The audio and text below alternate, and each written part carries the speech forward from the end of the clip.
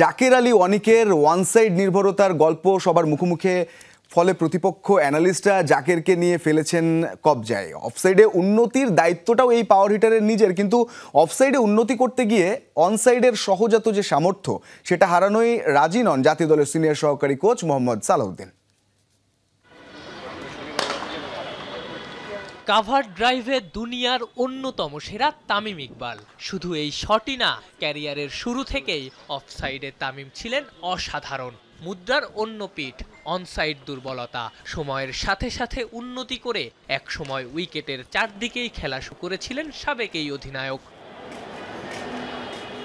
জাকের আলীর গল্পটাও তাই। জাকেরের অনসাইড নির্ভরতার গল্প সবার মুখে মুখে। পরিসংখ্যান বলছে আন্তর্জাতিক টি-20-তে 70% রান জাকের করেছেন অনসাইডে। প্রতিপক্ষ অ্যানালিস্টরা জাকেরকে নিয়ে ফেলেছেন কবজায়। অফসাইডে উন্নতির দায়িত্বটাও তাই এই পাওয়ার হিটারের নিজের।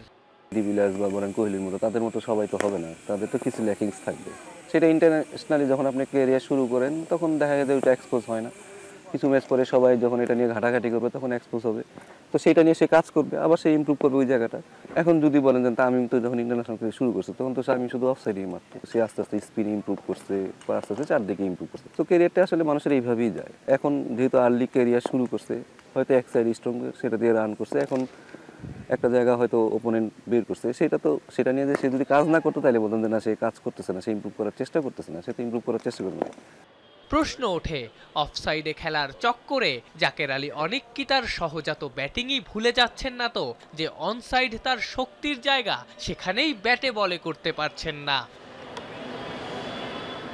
ধারাবাহিকভাবে ব্যর্থ ডানহাতি এই পাওয়ার হিটারকে অফসাইডে শক্তিশালী করতে অফসাইড নির্ভর শট খেলার অনুশীলন তো আছেই, নেট বোলারদের অফসাইডে বল করার নির্দেশনা পর্যন্ত দেয় টিম ম্যানেজমেন্ট।